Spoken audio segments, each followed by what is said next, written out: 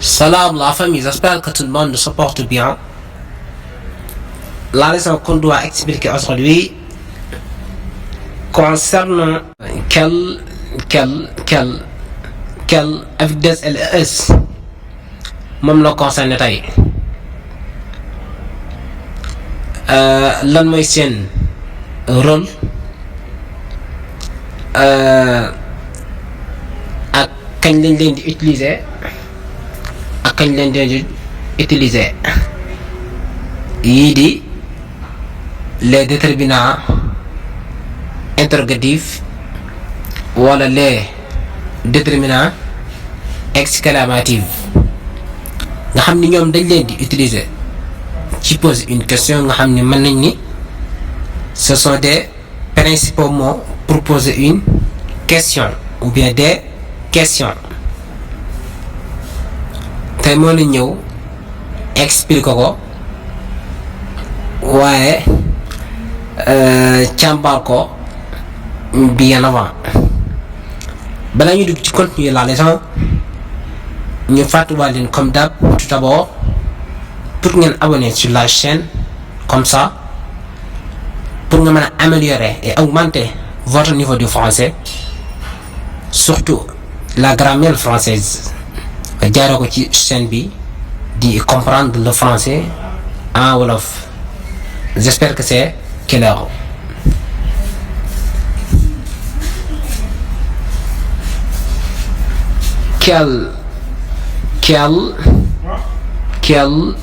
Quel avec des LS benn bu ci nekk kañ lañ koy utiliser et kañ lañ koy aajoo pour jëfandikoo ko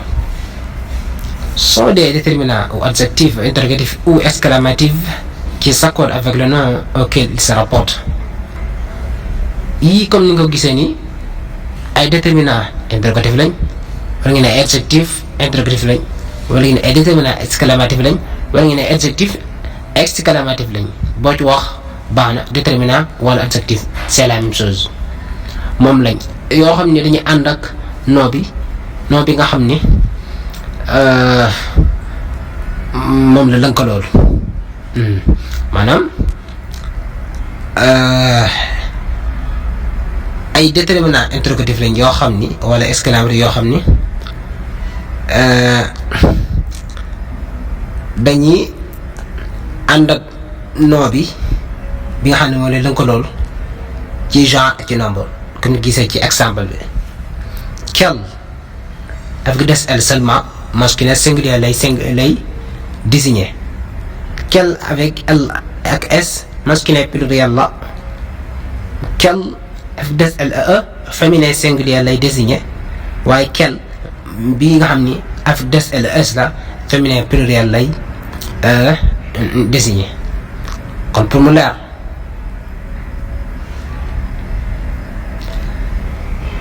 voilà kon ñoo ko déggandoo nga xam ni premièrement ci utiliser li nga xam ne moom mooy lesquels déterminant interrogatif wala adjectif interrogatif yoo xam ni koy jëfandikoo ci poser une question exemple quel examen passes-tu aujourd'hui ban examen nga def tey kon faut poser une question là quelle heure est-il jot quels sont tes livres préférés quelle langue tu parles kon foofu on a utilisé lesquels pour poser une question. J'espère que c'est clair nga xam ni quel bu ci ne dafa ànd ak nom bi nga xam ni moom la accordé ci masculin ak ci féminin boo ko concentré woo da nga comprendre bu baax automatiquement liñ bëgg a wax defe naa sax du aju ay explication yu xoot parce que c'est trop facile. Voilà deuxièmement déterminant exclamatif ñu koy utiliser pour yéemu admirer wu ci dara exemple quelle belle journée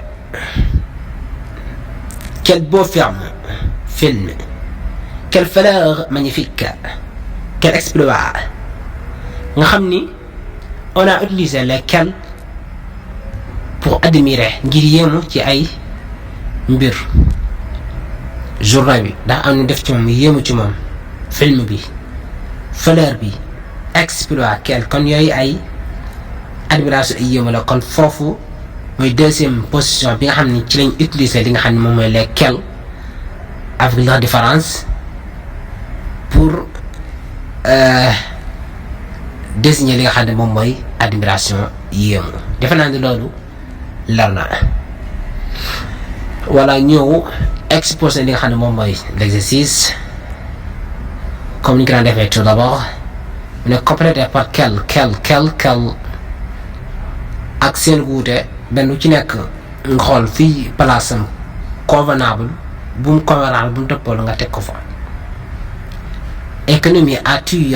réussi à faire nga xam ne ban quel moo fa dëppoo quelle économie as-tu réussi à faire ba moo fa dëppoo c'est la correction de l'exercice c'est clair wala ñu bàyyi nga complété ko bien avant dina wax nga abonné ci chaîne pour être le premier à savoir quand une nouvelle vidéo est disponible comme d'hab ñu ngi daan defee l'un après l'autre. Voilà, à tout à l'heure.